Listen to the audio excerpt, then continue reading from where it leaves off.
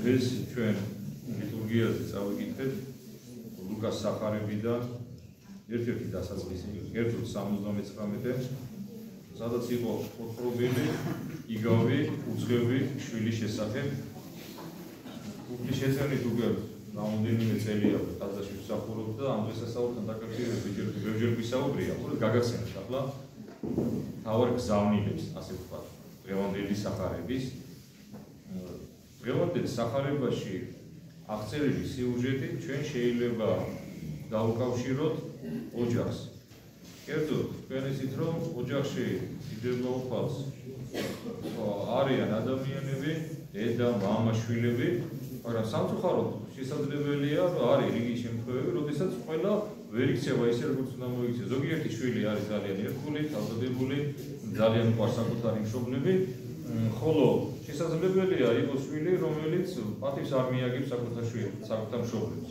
და სწორედ ესეთი ძე იყო უძღვები, რომელმაც მშობლის ამაგი არად ჩააგდო, მოითხოვა ქონება, წავიდა შემდეგ უცხო ქვეყანაშიო და ის წილი, რომელიც მას მამისგან ერგო, გააბნია, გაფანტა, გაფლანგა თამაშში, დროსტარებაში და ასეთი სიტუაციები არ დღევანდელი ადამიანისთვის არის უცხო.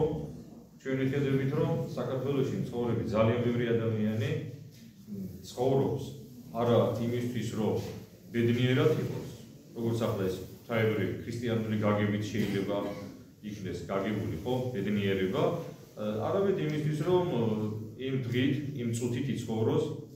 ყველა ადამიანები ძალიან დიდი ნაწილი ამავებაში, არასაჭირო რაღაცეებში ხარჯავს რესურსს, რომელიც შეიძლება თავისი წვალებით, შეიძლება მემკვიდრეობით შეხვდა.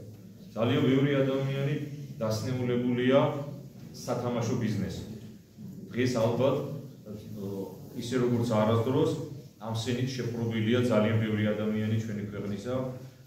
განურჩევა დასაკისაფო, ასაკოვანი მოხუცი ადამიანების და პატარა ბავშვების თამაშობენ, იმიტომ რომ სამწუხაროდ ძალიან ადვილია და ძალიან ხელმისაწვდომია სათამაშო სახეობები, ხო, ეს სათამაშო ბიზნესი რო უძახიან ახლა და მე უბედურდებიან ოჯახები, ადამიანები და ძალიან ხშირად ფატალურად თავდება ხოლმე მოთამაშეების ცხოვრება. რამოდენიმე წლის წინ, არ ვიტყვი სახელებს, ყველა მიხვდება, ერთი ცნობილი ახალგაზრდა ბიჭმა თავი მოიკლა და მე როგორც გაიყვა, სწორედ იმის გამო რომ თამაშობდა.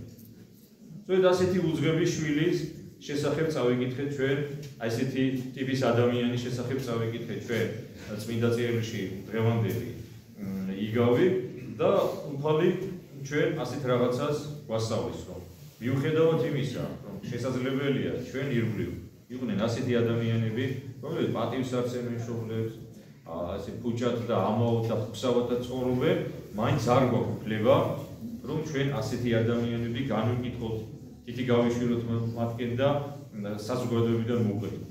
იმიტომ რომ როგორც დღევანდელი იგავიდან იყო და გავიგეთ ჩვენ, მივხვდით რომ უძღვები შვილი იმ ერთგული უფროსი შვილისგან განსხვავებით მიდის სახლში, გამოხატავს სინანულს, პატიებას თხოვს მშობელს და ამით ჩვენ გვასწავლის წმინდა ეკლესია, რომ ღმერთისთვის ყველა საყვარელია, ყველა ადამიანი მას უყვარს და ყველა ადამიანის გულში ჩასახუტებლად, ესე ვთქვათ, პირობითად მზად არის უფალი, მაგრამ ამისათვის აუცილებელი პირობაა სინანული, რომელიც ღმერთმა თითოეულ ჩვენთაგანს მოგცეს. უძღვებ შვილში თითოეული ჩვენთაგანიც უნდა ვიგულისხმოთ, თითოეულმა ჩვენთაგანმა საკუთარი თავიც უნდა ვიგულისხმოთ. შესაძლებელია, ჩემი ჩამოთვლილი რაღაცა ეს ვნებები არ გვაწუხებდეს, შესაძლებელია, ხო? მაგრამ ჩვენ ბევრი სხვა ცოდვა გვაქვს, ცოდვა, რომელიც აბრკოლებს ჩვენ სულიერი ცხონებისკენ სავალ გზაზე, ჩვენ სწორად და გამართულად სიარულს, ხო? ჩვენ ღმერთმა ყველას მოგცა ძალა და მოგცა ყველას საშუალება, რომ სული ვიცხოვნოთ, სული ცხონებისკენ უბრალოდ სულის მაცხონებელი ღმერთია. მაგრამ ჩვენ გვაქვს უფლება და ვალდებულებაც, რომ გამოვხატოთ სულის ცხონებისთვის ჩვენი მზაობა და ჩვენ ყოველთვის უნდა ვთხოვდეთ ღმერთს, რომ შეგვეციოს, შეგვიწყალოს და გვაცხონოს. ხო ასეა? ასე რომ გილოცავთ დღევანდელ დღეს ღმერთმა დალოცვილი და ბედნიერები გამყოფოთ ამით.